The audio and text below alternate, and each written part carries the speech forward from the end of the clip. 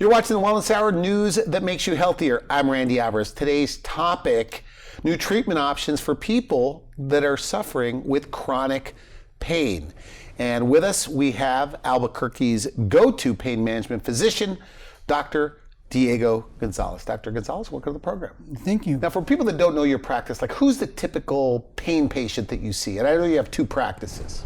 So my typical pain patient is those patients that are gonna have low back pain, are gonna have hip pain, shoulder pain, neck pain, sometimes headaches. And these are the patients that wanna go back to their regular activities of daily living. They wanna go hike back to the mountains. I've invited you several times to go to Albuquerque and enjoy the mountains on your website in the background. Beautiful mountains. My wife does that almost every day. She enjoys that very much, and most patients need that going out to stay healthy. We have a really good outdoor scene out in Albuquerque.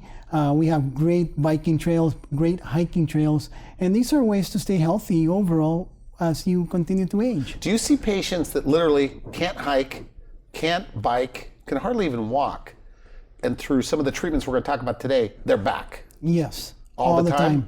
All the time. These are patients that, maybe they got into a car accident, or the old grandma that can't walk anymore. She doesn't make any more bizcochitos for Christmas. Okay. Right? She's upset because she's not sleeping. She feels sick. She doesn't want to get up. The house is all dirty but that's not real grandma, right? Grandma used not to be that way, but now she's in pain and she can't do her things that she likes to do.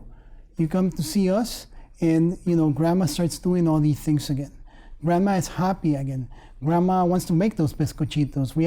We're known in the U.S. for being the green chili capital of the Southwest. The green chili, yeah, it's really good chili. So head to toe, I mean, you take care of migraines, knees, shoulders, back pain, lots of different things. Lots of different things. Most of these pains are related to arthritis and the aging process, which is normal. And what we try to do is manage that pain, make you feel better, make you feel more social, being able to sleep better, go out, and enjoy the people that you like to be with. Are most of your patients trying to avoid back surgery? Yes. Like when they come in? Yes, absolutely. Or trying to get off meds? They're trying to get off meds. They're trying to get off the surgeries. The problem with the medication is as you age, you're going to have more secondary effects from the medications. So this can be anywhere from you're taking pain medications for your headaches, but in reality, the pain medication is what's causing the headache. Interesting.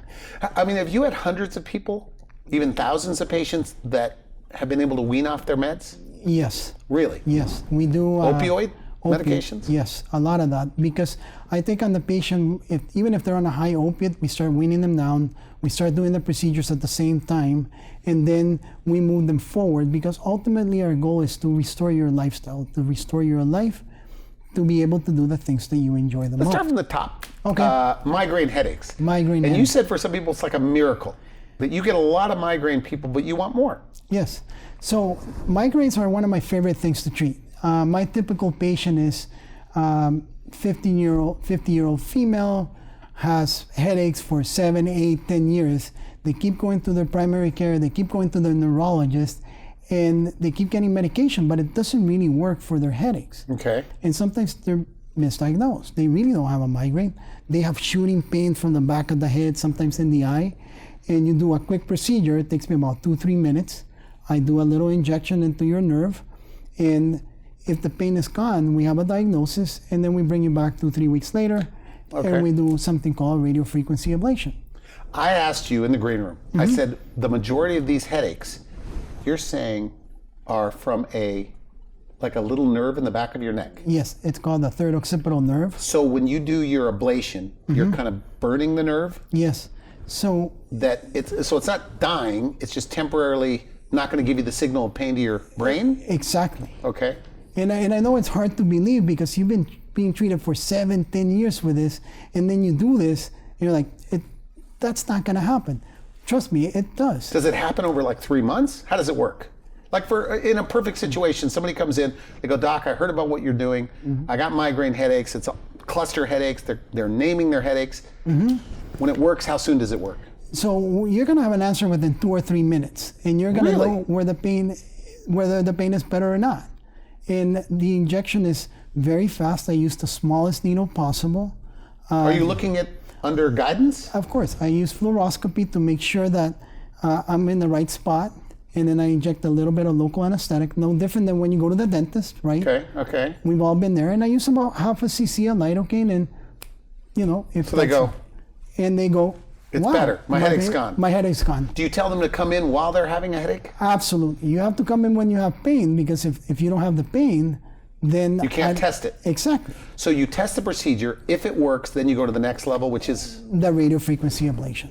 And the radiofrequency ablation is no different than the test, than the trial. We numb up the skin, we put a special needle, it takes 90 seconds, we kind of sap the nerve so it stops producing the pain, and that should give you pain relief for about a year. And then a year later, if you want to do it again, we just do it again. We don't even have to do the trial, because now we have a diagnosis. Now, I feel like I'm in the know. We've had this show for about 24, 25 years, and it's like, this is not something I hear about. Is that the same case with these migraine sufferers? They're going, nobody ever told me this before? I think that we get a lot of marketing from all these different drugs that we do for migraines. But, if you go to the doctor and you tell him, I have a migraine headache, that's what they're going to treat you for. So sometimes the neurologist will send the patients to me, but I get a lot of. But they work. Some of them work. Yes, they do work, but there's a lot of side effects, and not only that, some of these medications are very expensive, and sometimes the insurance won't pay for them. So you need prior authorizations, and that can take months. So with these migraine medications, though, some people it doesn't work for. Exactly. For the majority, they don't work for in the long run. It doesn't work, and so you keep taking these, changing you from all this medication to the next, to whatever is next on the market, but your headache won't get better. And sometimes they come in, you do the procedure, and that's all they needed. They don't need to be taking medication, going to their neurologist every 3 months to get the medication or the injection. So you're going to the cause, would you say? Exactly. So is this the diagnosis is everything here? Absolutely. Where's the pain coming from? You have to diagnose that pain trigger. And once you diagnose that pain trigger, you can treat that pain trigger again and again. So is it a little bit like I'm calling it a pinched nerve, but is it a little bit something is pushing onto the nerve? Actually, what happens is that your joint, due to arthritis, is getting destroyed, like your knee or your hip. Okay. And this nerve is what goes to that joint and produces the pain. So I'm blocking that nerve. What is the nerve called? It's called the third occipital nerve. The third occipital nerve. Yeah. So when you shoot into that, yes, on the diagnostic, headache goes away immediately. And then you have your diagnosis. So it's no different than if, let's say you have pneumonia, but they treated you for hypertension. Your pneumonia is not going to get better because you're given an antihypertensive. What you really need is an antibiotic, right? So in this, they're giving you the migraine medication, but you don't have a migraine. You have pain from the arthritis. You shoot it in, you do the right procedure and the right diagnosis, and it works. 2-3 minutes later. How often do you see migraine patients? I probably see 10 or 15 a week. So when you get these people out of pain, obviously they're happy. Absolutely. I mean, when you're not in pain, you're more optimistic.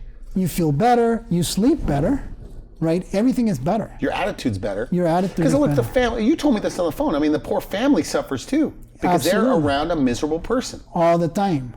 So if you're unhappy, you just get more unhappier, right? And this is going to return to your happiness. You'll be able to go out and walk with the dog. You're going to be able to come back and not have that headache all day. And then what? Then when they're better, you said that they give you cookies. Yes. So that's I love that story because, I get my own little grandmas, and New Mexico has this very integrated family kind of lifestyle, and grandmothers and cooking, and it's all about that, right? So my old little grandmothers, they come in and they're not happy, they're miserable, they're not taking care of their homes, they're thinking about the headache, they can't sleep, right? And I always tell them, you know what? If I get you better, would you bake me some cookies? Okay. And they do, and guess what? They bake me cookies. So at Christmas time, I get bizcochitos, I get oatmeal raisin cookies, which are my favorite, and they start enjoying their daily lives again. They're very happy people afterwards. Okay, good for you. Now, back pain. Let's move to back pain for just a moment. Okay. What are some of the new techniques or the interventional techniques that you're using for back pain? So for back pain, we have radiofrequency ablations, Same thing that you do in the neck. You have to kind of map down. Let's start there then. Okay. What is radiofrequency ablation for low back pain, just back pain in general? So, And what is it good for? so, low back pain usually is a multifactorial problem most of the time. You're getting older, you get more arthritis, and you're not happy overall, right? You try to go to bed, but when you rotate in your bed, you're like, it hurts down here. You go to your primary care physician, what do they tell you? Oh, you have sciatica. Well, most of the time it's not sciatica. So It's not? no, it's not. But I mean, if it's going down your leg, low back pain? Sometimes it goes all the way down to your toes, and you're like, it is sciatica, and I need steroids. But guess what? Steroids are not good. Steroids in the long run are going to cause you immunosuppression, and osteoporosis. So what's the answer? So the answer is something even simpler than that. It's just do the radiofrequency ablation. I find out which is the nerve that is bothering you. I put in a special needle. 90 seconds, it saps that nerve, it stops producing. So it either works or it doesn't. Exactly. So in this trial, in the office, you numb them up, give them an injection, and they go, yeah, doesn't hurt. That means that they're a candidate to go to the next phase. Exactly. So the easiest thing that I do, and this happens all the time where I'm at a party and they're like, oh, I have back pain, I think I have sciatica, right? Okay. I tell them, can you bend backwards? And you can do it in your chair. Okay. Can you bend backwards? Oh, it hurts, right? That's facet pain. It's very simple to diagnose. But what's the gold standard for diagnosis? It's the facet injection. I inject it and you get better in 3-4 minutes and you feel better. There's your diagnosis. Now, the people in pain, don't they know all this stuff? I'm just curious. I mean, do the pain patients know all of this is available? I don't think so. Because we're so ingrained with using steroids that's what society calls for, right? And in reality, the best alternative would be the ablation. I mean, I did it on my dad. So when we say ablation, we're talking about nerves. So as a pain management physician, you guys have identified every nerve in the body. Yes. Right? Yes. So ablation simply is you're kind of heating up that nerve. the nerve so that way you don't get the signal to the brain. Exactly. You don't feel the pain. You don't feel the pain. And it takes 90 seconds. I had a primary care physician on this show, and he said, Randy, off camera, he said, I have a difficult time. In fact, he said, I hate the pain patient. So they're miserable. I don't know what to do with them. I'm trying to just medicate them, but I'm trying not to get them addicted. Is that what kind of goes on? That they're almost under-medicating them or under-treating them because you're sometimes the guy of last resort. Yes, there is a lot of truth to that because as you know, now with the opiate epidemic going on that we have, and in New Mexico, it's very bad. Okay, there were a lot of patients on opiates that didn't need to be an opiate. So some of them are just getting thrown out of these offices saying, you deal with it, but they still have pain. These patients still need to be there's treated. things you can do. Absolutely. There's things I do, and we do it all the time. We do it all the time with my nurse practitioners. We start weaning you off. So you're blocking the signal, yes, the nerve, yes, to the brain, and it could last like a year. It can last up to 3 or 4 years. Ask my dad. My dad worked for 4.5 years, and then he came back to visit me one day, and he said, hey, can you do that again? And I said, sure. That was at 11:15. At 11:25, he was buying me lunch. That was his way of paying me. Now, you are a specialist. Do people need a referral to see you, or can they call you directly? They can call us directly. They can get a referral, whatever they want. Some pain doctors are very particular. They want their referral. I like to examine my patients. I like to touch them again and bend them and move them around and see how I can provoke that pain, right? That's kind of like my goal. And it's sometimes interesting because these patients don't want to move, right? And you do the shots and they still kind of worried about moving because it hurts, right? And so your brain is ingrained, hey, wait a minute, if you do that, it's going to hurt. And then they start moving. So they have to get used to moving again. Exactly. Without pain. Without pain. And they start moving and it's like, wait a minute, this doesn't hurt. Exactly. That's the whole reason you're there. And by the way, I think I said this before, there is no recovery period for this. I have patients. You walk out of there. They walk out of there. I have a patient that I remember her well, one of my first patients ever. She's been with me for about 13, 14 years. We still talk to each other. And she used to go hiking after the ablation because that's what she liked to do. She used to go hiking with her daughter. So she would get the ablation and then she would go off hiking. So she would get the ablations in late spring so she could enjoy the whole summer and the fall to go hiking with her daughter. And that's what we're there for, to go back to your activities of daily living. Now, I know you want to be positive about the local physicians, but most people may go first to the orthopedic surgeon, the neurologist, the chiropractor, the physical therapist, things like that. But it's covered by insurance, so do you think that they should see you a little earlier on? Because sometimes you're the last resort guy? Yes, so I think that if they would see me earlier, I could get them to be more active sooner rather than later. Okay. Because if you have so much pain that you can't walk, it's very hard for me to get you back to recover. Whereas if I could get you sooner in that disease process, I would maintain you more active as you get. Because I guess the less active you are, your body starts degenerating. So if you could get them earlier, yes, I mean, that's the challenge with medicine in general, right? Getting people to come in earlier. Exactly. Who's worse, the men? They wait until they're in so much pain they can't take it? The men are definitely They the wait worst. till the last minute? Women are fantastic patients. Okay. They can explain their pain better and they understand it. Men, they have a hard time because, men were taught to be strong and tough it out. Why would you want to do that? So are there guys like that work for, let's say, like UPS or FedEx, or they have labor jobs, right? That aren't working, but that they haven't tried these things? Exactly. And they could go back to work. And So do they go back to work when that yes, happens? most of these people are not lazy. They just in pain. They want to get back to work. And you get them back to work, and it brings back their self-esteem. They feel better about themselves. If they're on opiates, opiates decrease your testosterone. And so you have a problem, right? Because you're 40. So no sex drive. No sex drive, no libido. And now you get them off, and you can see the faces in their significant others. And that's all I'm going to say about that. That's good. That's Yeah, good. so they get better. One of my best stories, I had a 77-year-old woman with multiple compression fractures, okay, and severe arthritis of her back. And I did a pain pump on her. She went back to work as a greeter at Walmart at 77. Okay. She's 81 now, and she still works there. But isn't a pain pump aggressive, like more medication? No. So we used to do very high dose pain pumps, but we've changed that paradigm over the last 7 to 10 years. We started doing something targeted drug delivery. So 1 milligram of pain medication into your spinal cord is equivalent to 300 milligrams of you taking it orally. So all those constipation, feeling sleepy all the time, it's gone. So it's less medication. It's 300 But because times it's stronger. going directly to where the pain is generating. It's going directly to where the pain is getting generated.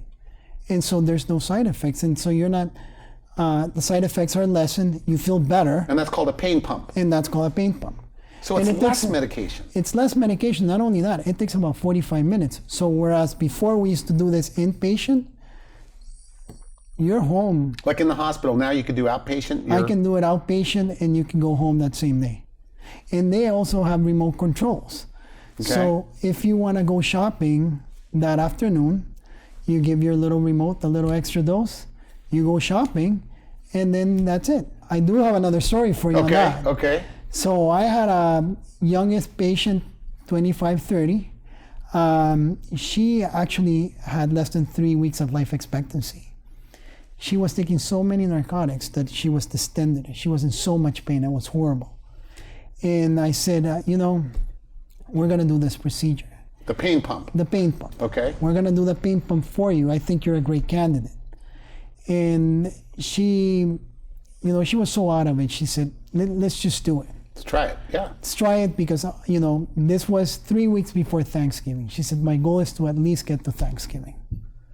Fast forward 3 years, we just made it another Thanksgiving because she was able to get more chemo, more radiation, and her cancer actually went into remission. And she was taking less medications or very little? She was taking very little medication. So what happens is this. Now she was able to do more physical therapy, stay active, and she was able to eat. So she was able to keep up with her weight from all the chemo. Well, that's nice. And she's in remission. So she had a 1-year-old, now she has a 4-year-old. And those stories are very life-changing for those patients, obviously, right? Yeah. Because she had 3 weeks of life expectancy, and now we're at 3 years, and she's in remission. Wow. And that makes a big impact on the whole family. So lots of stories similar to this. It's just about people to get their life back. Exactly. They're back to gardening or walking or the whatever gym they or want to whatever. do. And there's no restrictions. You can do your, going back to the ablation, you can get your ablation done, and you can go do whatever you want that day. And for people just tuning in, the ablation is where you are kind of heating the nerve. Mm-hmm. Is it burning or heating the nerve? You're kind of heating it. Heating the nerve, blocking the signal to the brain so you don't feel like Exactly. you're in pain. Exactly. Now, I got to ask you this, and we're short on time. I did the research. There's about 400 to 500,000 lumbar fusion surgery being done. I asked you in the green room. I said, how many of those, in your opinion, we can't prove this, but in your opinion, how many of those could have been avoided with some of these minimally invasive techniques? Probably about half of them. Oh, really? Yes. And, Because nobody wants to get fused, right? sometimes you have to because there's no other choice, right? You have weakness in your lower extremity, you need the surgery. But sometimes it's just one of these facet joints that is bothering you. And you can fix that with the ablation, and that's it. You don't have to have surgery. So look, and we do this program to educate the local public and national public that, so if you've been told I need a fusion, and if you haven't seen a pain management physician that's all they do is specialized in minimally invasive procedures, you got to see one before the surgery. Is that fair to say? That is fair to say. And as a matter of fact, more and more surgeons and more insurance companies are requiring that. Oh, good. Because they want to Okay. see if we can get you off the pain and back to being functionable without you having a big surgery. Okay. Right? That's better for you and for your whole body. Okay, I got to ask you about the spinal cord stimulation. Yes. This to me is fascinating. Yes. It's how does it work? Who's a candidate? So most patients that are candidates for spinal cord stimulator have either failed back, cervical, or lower back pain. So that means they've already had a prior back surgery. So they already had back surgery. And Okay. now they're still having pain. Okay. Okay, so those are good candidates for spinal cord stimulation. Second patients are the patients that have peripheral diabetic neuropathy. So these are the patients. What does that mean? So, you probably don't know what peripheral diabetic neuropathy is, but here, I'll tell you. Well, it sounds like I Well, get an idea. Okay, so you have this burning pain down in both legs or one leg because diabetes is eating up on your nerves. You try Lyrica and gabapentin. Okay, And it doesn't interesting. work. And then we can put in the spinal cord stimulator and that pain goes away. Okay, so this stimulator, this is one of those things also you do on a trial. They're in the Yes. office, they have back pain, Yes, leg pain. yes. So what do you do? So you numb up the skin and then you put in this little percutaneous lead that goes up into your spinal cord, above the spinal cord. And then that is going to jam the signal of the pain going up to your brain. Like confuses the signal to the brain. Exactly. Like jamming a radar. Okay. Okay, like an airplane jamming a radar. Yeah. Right? It kind of says stop. Don't let the pain signal go by. And you do this, takes about 20 minutes to do. And then when it works well, and we leave it in for about In the office, or they go home with it too? they go home with it. Do they in house? And some of them will say, no Some pain. of them you turn it on and it's like my pain is gone. And it's gone and that's it. You go, you do 7-10 day trial and you report every day how you're doing. And then if it works and it takes away more than 60-70% of your pain, then we implant you through a 45-minute procedure. Does it work with some of the things like, because we haven't even talked about like herniated discs, things like that. So sometimes, yes, if you have a herniated disc and you have shooting pain down your leg and it's only pain or burning, we can do that and we'll trial it and it works great. Now what about the pain patient that's watching this? They're living their lives, the doctors, and they're going, I've never heard this before. Could they say that? Yes, And could they get absolutely. frustrated and say, why hasn't anybody told me about this? All I can tell you is come visit us and we'll tell you all the alternatives. In pain management, we used to only have steroid injections. Now we have all these different treatments that are particular to each problem that you have in your back. We have literally about 1 minute left, but you said something to me on the phone. You said it's a miracle sometimes called kyphoplasty for people with compression fractures. Yes. So in their bones, there's small fractures. So in the disc itself, it kind of collapses on itself. Okay, and this is when you see grandma. You only see her every 2 or 3 months, and grandma is getting shorter, and she's hunching over. Okay. And most of the time, they have compression fractures. You take an X-ray, you make sure that that's a new compression fracture, because you only have about 6 months to fix it. You go in with a special needle. You drill into the vertebra. You put in cement, and you close the incision. The incision is about that big, about 1/8 of an inch, and then you walk home.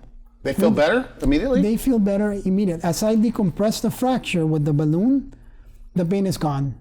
And they feel better, and then you go home. No drugs. We do it in the office. So what, the balloon elevates? The balloon will elevate the vertebra. Then you inject the cement, And then you fill inject in the cement, cracks, fill the cracks. then the balloon goes away, or the balloon stays? We take everything out except the cement. You get to keep your cement, and then you go home. And How long will that last? Forever. Is that right? Yeah. And you know, patients do it, and we do it in the office. Sometimes we give them a little bit of sedation. Sometimes, you know, those old grandmas, they're really tough, right? And it's called kyphoplasty. And it's called a kyphoplasty, and we can do it in about 45 minutes an Is hour. this underutilized across the country? Absolutely. Because you can see those old grandmas as they're So if I'm an hunching down. orthopedic surgeon or a neurologist, could I poo-poo this? Could I say, I don't know about that? No, because we have very good data that says that the patients do better if you do a kyphoplasty. They go back to their So these their cracks function. in the spine, Yes. how are they causing the pain? Are they hitting the nerve? Is that why? Or No, it's just that the vertebra itself is very painful, so it's fractured. Just imagine you have a fractured arm. So it's like bone. pinching on something? It's just the bone being fractured. Okay. Yeah, there's no pinching there. It's just So when you fill it in, they feel better. they feel better immediately. And then they go home, and you know, my goal is to try to get you back to your functionability so you don't have to come see me again. If you don't see me, it means your pain is better. You told me, you go, I don't know if I want to say this on the show, but I even tell some patients, the goal is you never want to see them again Exactly. because they're better. Absolutely. And they're back to being functional and doing what they enjoy, which is not going to the doctor. And they get their life back. And they get their life back. So getting off meds, getting off, trying to avoid invasive surgery. Yes. Is it countless people that were, have you ever had people that are scheduled for a fusion or some sort of back surgery and they were able to avoid it? Yes. So sometimes Hundreds? Over 50? hundreds. Okay. And they get better and they go back to being functional and they're happy. They don't need the surgery. Okay, so if you're watching this, you're in pain. Yes. At least get a second opinion. At least get Insurance the second- covers it. Yes, absolutely. Medicaid, Medicare, We take everything all covers. insurances. We take all Do insurances. they get to see you every once in a while? Yes. Because I know you have a big team there, right? We do, but you always get to see me. Okay, good. And I do all the injections. Is that right? Yes. And it's all under. All under X-ray guidance. Okay, interesting. We're completely out of time. Final message, somebody hearing this and they're going, I don't know, my doctor never told me about this, or maybe they're skeptical, but they're in pain. Come see us. Okay. And so do they go to the website or they call you directly? They can call way? me directly, send a text, it's HIPAA compliant, or send an email. Okay, good. right. Well, Dr. Gonzalez, thank you for coming on the show. Great stuff. Great. Good to see you, Randy. Take care. You've been watching the Wellness Hour, news that makes you healthier. I'm Randy Alvarez. For now, I wish you good health. Thanks for watching The Wellness Hour, the leader in medical news with your host, Randy Alvarez, the authority on health issues.